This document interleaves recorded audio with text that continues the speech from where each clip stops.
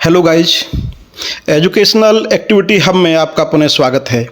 आज मैं आपके लिए लेकर आया हूँ कक्षा छठी की हिंदी पाठ्य पुस्तक मल्हार का चैप्टर 3 पहली बूंद कविता, जिसके लेखक गोपाल कृष्ण कौल जी हैं। इसमें उन्होंने वर्षा ऋतु की बूंद का वर्णन किया है, जिसके कारण प्राकृतिक सौंदर्य अद्भुत हो गया है। चलिए पढ़ते हैं कविता। वह पावस का प्रथम दिवस जब पहली बूंद धरा पर आई, अंकुर फूट पड़ा धरती से नव जीवन की ले अंगड़ाई। तो इसमें पावस का मतलब मानसून है, दिवस का मतलब दिन है और धरा का मतलब धरती है।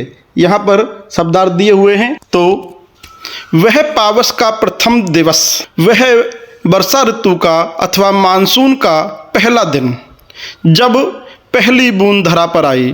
जब वर्षा की पहली बूंद धरा अर्थात धरती पर पहली बूंद जब आती है तो अंकुर फूट पड़ा धरती से वह अंकुर फूट पड़ता है।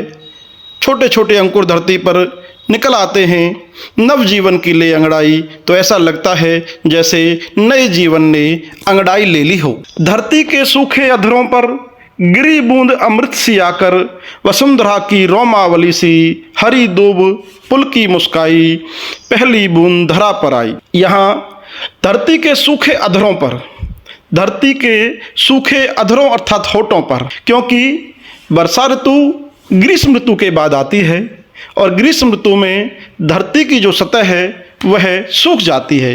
तो यहाँ अधरों का अर्थ होठों से नहीं होकर धरती की सतह से है। तो ग्रीष्म ऋतु के कारण जो धरती की जो सतह सूख गई है, वह सतह जब उस पर गिरी बूंद अमृत सी आकर, अमृत के समान जब वर्षा ऋतु की पहली बूंद उस पर आकर गिरती है तो वसुंधरा की रोमावली सी, रोमावली अर्थात रोए, वसुंधरा अर्थात पृथ्वी, तो पृथ्वी के रोए जैसी हरी दूब, हरी घास पुलकित हो गई, खुश हो गई, मुस्कुराने लगी। तो वसुंधरा की रोमावली सी हरी दूब पुलकी मुस्काई, तो पृथ्वी की रोए जैसी हरी घास वो प्रसन्न होकर मुस्कुराने लगी। पहली बूंद धरा पर आई, जब वर्षा ऋतु की पहली बूंद पृथ्वी पर आई। आसमान में उड़ता सागर लगा बिजलियों के स्वर्णिम पर, बजा नगाड़े जगा रहे हैं बादल धरती की तरुणाई, पहली बूंद धरा पर आई। आसमान में उड़ता हुआ सागर, सागर से अभिप्राय जो बारिश की बूंदों से युक्त जो बादल हैं उनके लिए कहा गया है। तो आसमान में बरसात के पानी से युक्त जो बादल हैं वो लगा बिजलियों के स्वर्णिम पर, स्वर्णिम अर्थात सोने के, और पर पंख, वे बिजलियों के सोने रूपी पंखों को लगाकर, क्योंकि बिजलियां चमक रही हैं और कड़क रही हैं, तो आसमान में पानी से भरे हुए बादल वो बिजलियों के सोने जैसे पंखों को लगाकर बजा नगाड़े जगा रहे हैं। वे नगाड़े की तरह बज रहे हैं और वो जगा रहे हैं बादल धरती की तरुणाई। वे बादल पृथ्वी की तरुणाई अर्थात युवा अवस्था को, जवानी को वो जगा रहे हैं। पहली बूंद धरा पर आई, जब मानसून की या वर्षा ऋतु की पहली बूंद पृथ्वी पर आती है। नीले नैनों सा यह अंबर, काली पुतली से ये जलधर, करुणा विगलत अश्रु बहाकर धरती की चिर प्यास बुझाई। नीले नैनों सा यह अंबर, अंबर अर्थात आसमान, यह आसमान नीले नैन आँखों को कहते हैं। तो नीले आँखों जैसा यह आसमान, और काली पुतली से ये जलधर, जलधर अर्थात बादल। काली पुतली हमारी आंखों के बीच में जो काले, जो गोल गोल जो काले रंग का होता है उसे पुतली कहते हैं। तो यह आसमान जो नीले आंखों जैसा है और उसके बीच में जल को धारण करने वाले ये बादल काली पुतली के समान हैं।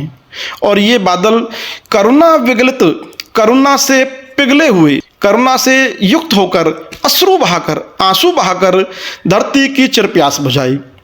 इन बादलों ने करुणा से पिघलकर अपने आंसुएं बहाकर और धरती की चिर प्यास, बहुत लंबे समय तक जो प्यासी थी, ग्रीष्म काल के कारण जो धरती प्यासी थी, ऐसी उस प्यासी धरती की प्यास बुझा दी। बूढ़ी धरती सस्य श्यामला बनने को फिर से ललचाई, पहली बूंद धरा पर आई। बूढ़ी धरती अर्थात उस झुलसी हुई धरती के लिए बूढ़ी धरती का प्रयोग किया है। वह गर्मी से जो तप्त जो धरती है, ऐसी वो धरती बूढ़ी धरती सस्य श्यामला, सस्य श्यामला से अभिप्राय जो फसल से युक्त है, फसल से जो हरी भरी हो गई अर्थात हरियाली युक्त, ऐसी बूढ़ी धरती वो हरी भरी होने के लिए बनने के लिए फिर से ललचा गई है। पहली बूंद धरा पर आई, पहली बूंद जब मानसून की इस पृथ्वी पर आई। इस कविता के कवि गोपाल कृष्ण कौल हैं। चलिए हम देखते हैं उनके बारे में कुछ परिचय। कवि से परिचय। धरती के सूखे अधरों पर पहली बूंद के गिरने का अद्भुत दृश्य रचने वाले बाल साहित्यकार गोपाल कृष्ण कौल, जिनका जन्म 1923 में हुआ और उनकी मृत्यु 2007 में हुई। उन्होंने बच्चों के लिए देश प्रेम, प्रकृति और जीव जंतुओं से जुड़ी बहुत सी मनोरम कविताएं लिखी हैं। अपनी एक अन्य कविता हम कुछ सीखें में वे कहते हैं, देश हमें देता है सब कुछ, हम भी तो कुछ देना सीखें। और अगर आपको मेरी ये वीडियो पसंद आई है तो वीडियो को लाइक और शेयर करना ना भूलें, और इसी तरह की और वीडियो देखने के लिए चैनल को सब्सक्राइब करना भी ना भूलें। Educational activity hub. Thank you.